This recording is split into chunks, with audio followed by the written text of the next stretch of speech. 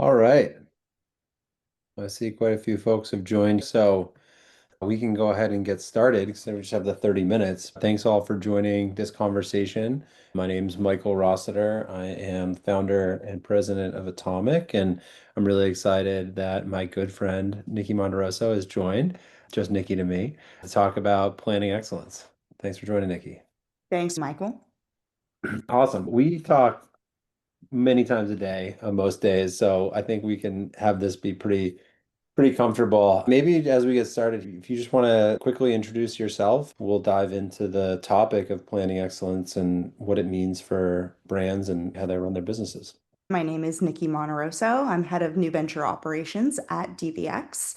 Been with DVx for a little over 4 years now. My background is in automotive manufacturing and service. My passion is taking those principles and tools and applying them in non-manufacturing environments, such as at DVx with building startups. When I'm curious just for your background, because I know well come from the automotive background and manufacturing context, but when did you first hear the concept of lean or operational excellence?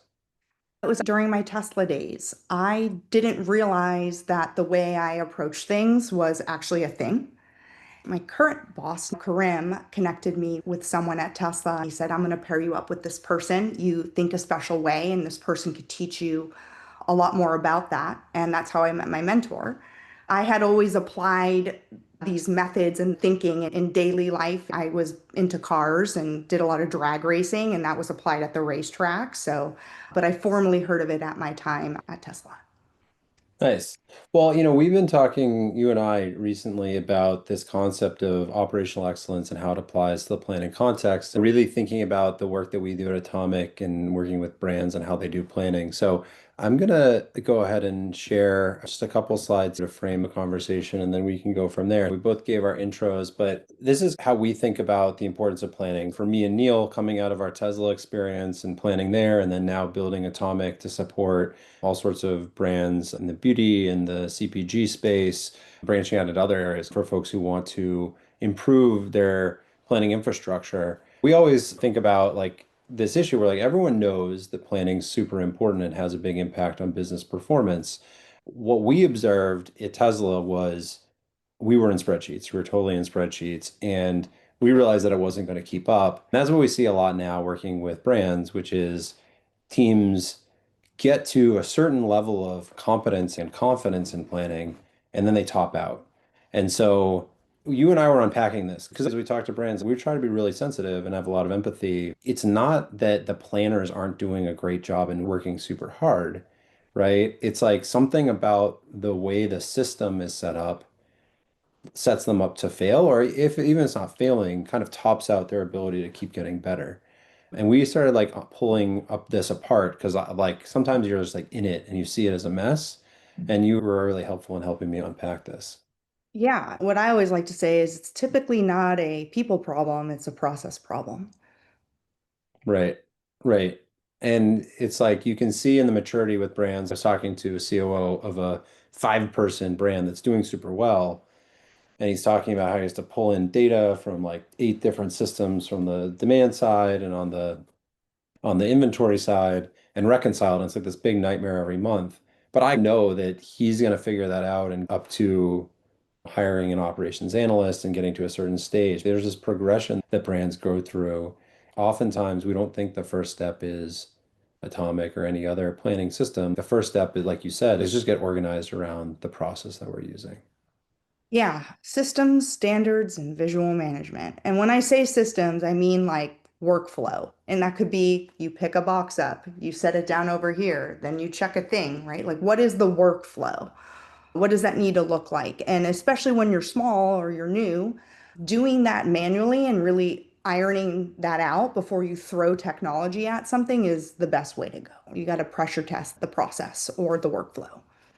Yeah, exactly. So you get into this mode as a planner of needing to run the process, interact with all of your peers and different teams, right? You're working with marketing, you're working with logistics, you're working with your suppliers, and then you're also building the model and maintaining the model. You're pulling data together, and it just gets to a point where you can implement good process and you can implement consistency, but the complexity of the challenge gets to a certain point and it gets too big. And I'm curious, like, how you would diagnose that. Like, how do you like know when a problem has gotten too big? How do you know when to start applying these principles?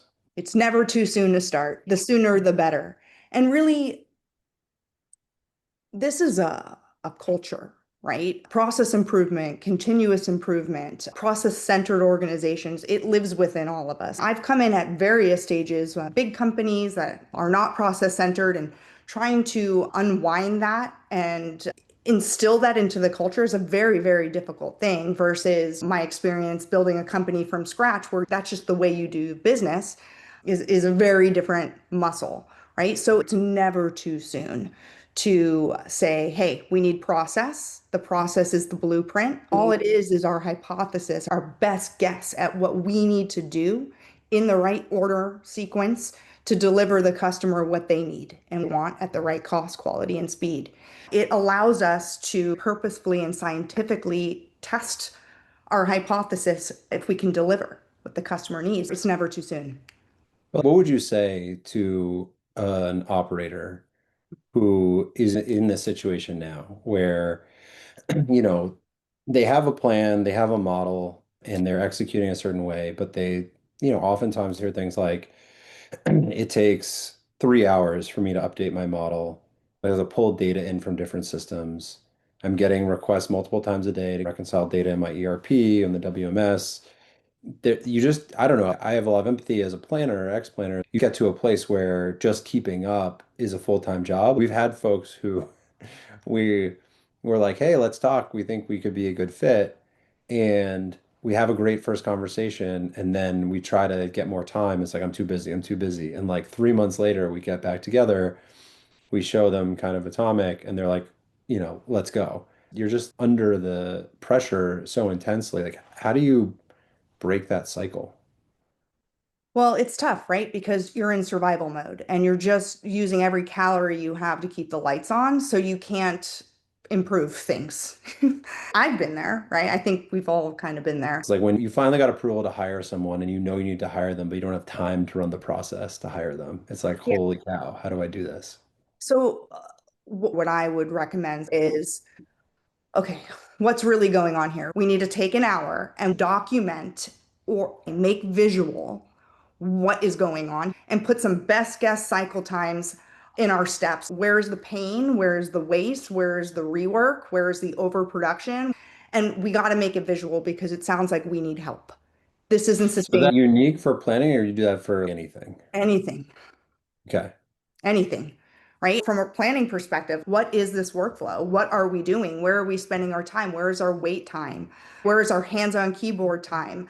What am I even doing? Yeah.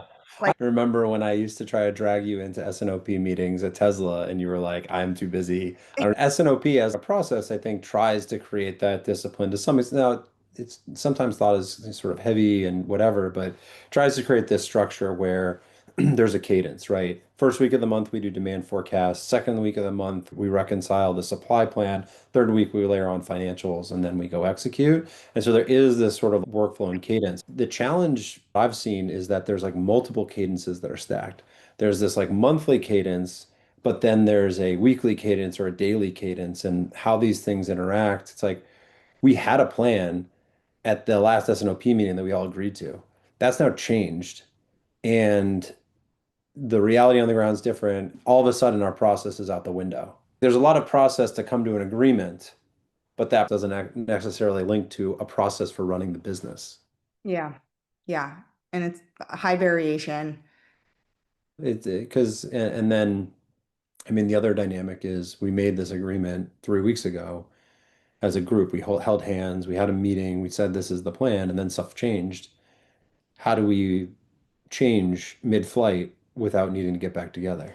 Well, processes should be rigid yet flexible. Rigid in the fact that they exist and always will exist. Flexible in the fact that we have to be able to countermeasure on the fly as shit hits the fan. My training, the way I approach operations is always back to the process. Okay, where did it break? What's the countermeasure? If we do not have a gospel of a process, there's nowhere we can point. If everybody has it in their head, it's back to the workflow. What does the process say we do? What does the standard say we do? Well, it doesn't account for this. We should Yeah. have a plan for this now that we know it can happen. Yeah, and I think today a lot of those pieces you talked about, like standards, systems, and visual management, a lot of that today is either like implicit, right? Like implicitly, we all kind of know, but we haven't necessarily written it down. The documentation is the Excel workbook or Google Sheets workbook, and it's the fact that we have meetings on the calendar, Mhm. right? And it lives in these two things, which I think is a very natural way, but it's not as explicit as maybe you would want it to be. No. And like another thing or a question I would have is how visual is the health of the process? Right? Processes are great, but if we don't have a way in real time to look at a scoreboard or some sort of visual management, like are we on pace? Are we off pace? Are we drowning? Have we done too much? If the team can't see that, then processes only get you so far. You have to make them visual. Yeah, it's an interesting question. And like obviously what this slide tees up is like atomics the solution to all your problems, which I don't think it is. It's a solution to some of them. I think what we do well is some of that visual management piece and the automation of some of the workflow that the planner is doing today to get them up and out of what we might think of as lower value work or more automatable work and into the mode of improving the system. Yes. Right? So if you're just turning the crank on, my role as a planner is to maintain a workbook, pull data, run a meeting. That's fine up to a certain point. But if you spend all your time doing those things, you're not actually improving the system, right? You're not able to continue to advance. Our perspective has been, how do we take planners out of low value work and put them into high value work? I knew this Um, was going to happen. that's something I said. I can't. There's someone in my front yard. They hate spreadsheets too. Well, if you go deal with the dogs, I can always talk about Atomic all day. Other key point here is when we empower planners to get up and out of the manual work, our Atomic clients have these really impactful results in terms of the business outcomes of reducing inventory, increasing in stock rates, which immediately increases revenue, better forecasts, and way less time, which are all great. The financial impacts are enabled, but they are what the people, the planners actually deliver when you give them all this time back to go and improve the plan and the process to create and manage the plan.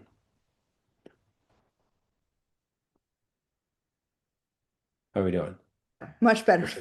So maybe I messed up our order here. If you, maybe like a few minutes on these foundational concepts, which I think are so important. Yeah, and look, I'm just going to read from it, but these are just the definitions I've kind of stuck to throughout the years. What is OpEx? It's doing work with a set of values that continuously improves cost, quality, and speed. That simple. And I see you had trust on your slide up there, Michael, but to me, that's quality, right? When we get quality experiences, that builds trust over time.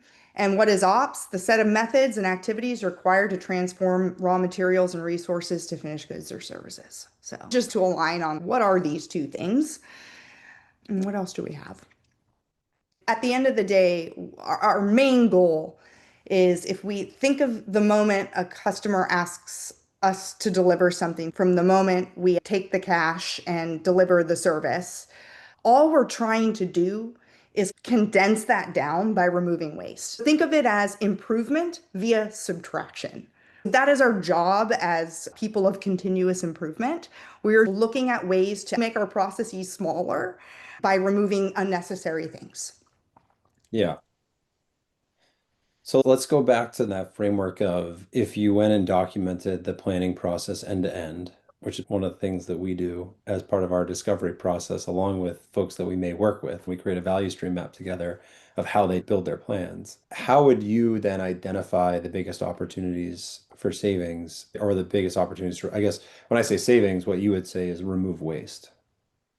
Normally in a value stream mapping activity, I wouldn't identify the Okay. exercise. It's the team who does, right? If I'm Yeah. hosting one of these things, and you've done it many times with me, we start with what's step one? You get to work. What's step one?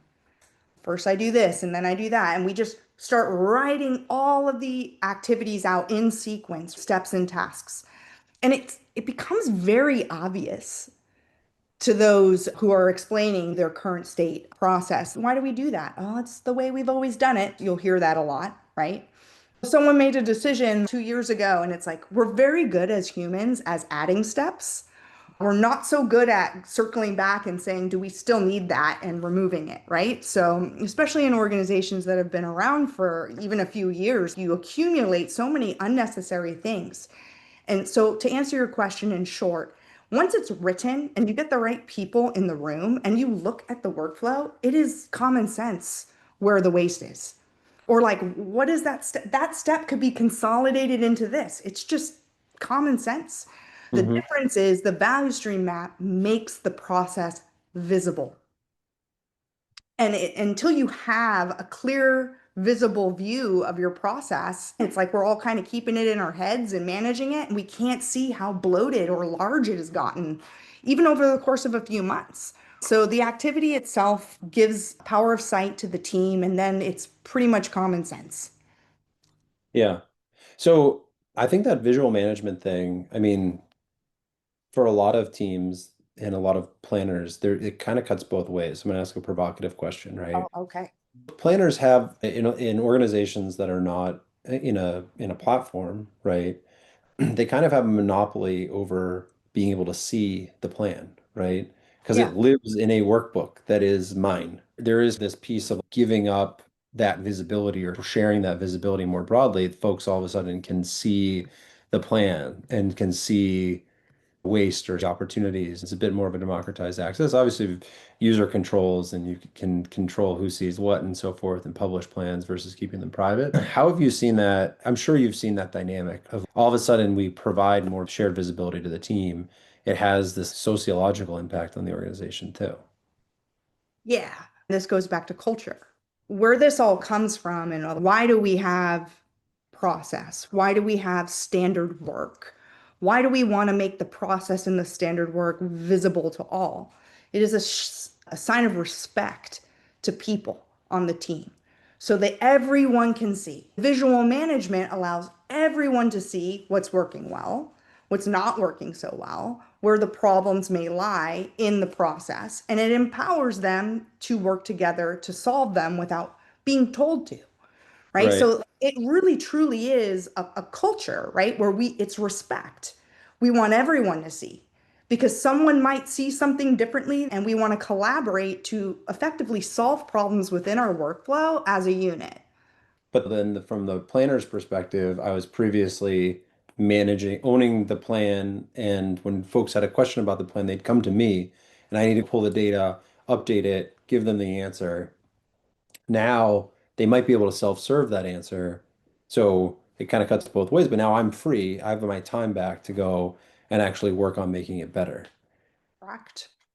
Yeah. Correct. Those And are, now there's more understanding, right? Maybe cross-functionally. Our conversations are different. Now maybe right. we're problem solving together, whereas we wouldn't before. And I'm getting asked Yeah, new right. So questions. like the whole thing of why did we make that decision 3 months ago? We can go look at the version of the plan from 3 months ago, pull it up and see, well, we were looking at the world this way. Here's why we made the decision we made. And it's all documented very clear. We might say, hey, next time we're in that situation again, now we know better. And that can inform how we tackle the same thing today. Precisely. Jeremy, I see you hanging out here. I'm going to ask if we have any questions from the chat. We're coming up on time. If you want to flow those in here. Yeah, I'll first of all, thank you guys. I'll open the Q&A up and maybe just one to get it started for both of you. Nikki, from your experience operationally, maybe from the automotive sector, and Michael from the planning side, what are some warning flags that you see where there is waste in the system for the folks listening that are thinking about their own organizations and some kind of warning signs or yellow flags, like some of the things that they should be on the lookout for that might ring a bell that say, hey, there's waste in that system on the planning side and even outside of planning that might speak more generally. So Michael, we'll start with you. I'll give the non-expert answer, and then Nikki, you can correct me. For me, lived this as a planner, and I saw that I didn't feel like we were getting much better, and that was the warning sign for me. The waste was obvious, but we didn't have a clear process. I was at my desk at 10 p.m. rebuilding a plan. That felt like probably pretty clear indication. And then the flip side of it was I didn't feel like we were getting much better month to month, quarter to quarter. And I didn't see how we would have capacity to get better month to month and quarter to quarter. Like we didn't have mechanisms to do it. So as a practitioner, that was like my, I guess, symptomatic feeling. I don't know, Nikki, how you would answer Jeremy's question. There's always going to be waste. I knew you were going to say I that. think if you can close your eyes and think of a really close to perfect process, I'm picturing a NASCAR pit stop. Outside of that, there's going to be waste, but some good signs is lack of process when there is really no process, nothing documented or hasn't been documented for a long time. When people get defensive, if you ask, "Hey, why do you do it that way?" You'll hear, "Well, this is the way we've always done it." It's almost in the people where you can It tell really that they're not motivated to solve problems and The reduce waste. best thing that happens is we'll be showing someone Atomic or demo, and they'll be like, wait, wait, wait, I have this in my spreadsheet, and they'll stop sharing, start sharing their screen, and they're like, look, it looks really similar. We're like, that's awesome. That's why we made it look that way, because that's hopefully an intuitive way for you to look at it. But it's this feeling of, oh, there's continuity Yeah. here. It's like all of a sudden the barriers are down. Because I do think that for planners, they do a ton of documentation, but it's more implicit in the workbooks as opposed to not as explicit in a standard stock of like Yeah. first we do this, then we do this. Yeah. And then I'll finish with lack of metrics around even the small things within a workflow. We're not measuring. That's a red flag or a yellow flag. Well, I'm gonna stop sharing because yeah, That Jeremy, we got like a minute here and we can wrap. Any other questions that have come through? I think that's a takeaway for me in going through some of these experiences with the two of you. When you're in that day-to-day grind, you're not thinking about improvement or how to improve because you're trying to keep your head above water in making the process that you have just, you know, get done because there's deadlines and stuff. And I've seen Nikki, you come in and even like you said in this conversation, just an hour can really quickly highlight some places where there's immediate waste in the system. And a lot of times it can be just people haven't shared with one another what they're doing, but actually getting in the room together, doing that visual management quickly bubbles up some waste in the system. You get to change those processes and go back to your job, but then you find extra time and begin to think about what else can we do. And that's where it becomes a part of the culture and a shift in mindset for everyone involved. Getting everyone involved creates that respect, Nikki, that you were talking about. So information isn't held by a few particular people or one person, but opened up, and the team is working on it collaboratively, cutting out Yeah. waste throughout the system because it's a whole system that involves various people. So And then I would just say, as we close here, from an atomic perspective, that's part of the reason why we structure our onboardings around documenting the current state value stream, defining together the target condition value stream for planning, right? And then seeing where atomic is going to be an enabler of moving from current state to target condition. But also, there's other things that clients can just go action on their own. We have these QBRs, which are focused on advancing in that journey of planning excellence. We come back to these value stream maps of how are you doing planning? How can you continue to improve? It's this funny thing, I think, just because we're operators, it's almost like second nature to us to try to do this as part of the way we work. It makes our relationships much more efficient as well. Well, with that, we're over time. I know, Nikki, you and I could sit here and talk about this for hours, but I want to thank you for joining and having this conversation. Thanks for having me. All right. And to those many folks who participated in the webinar and Zoom, thanks so much for joining. Really appreciate you coming in. I'm sure next time we'll have lots more questions and have time for more questions. But thanks very much for joining and get in touch if there's anything we can do to help. Thanks all. Thanks.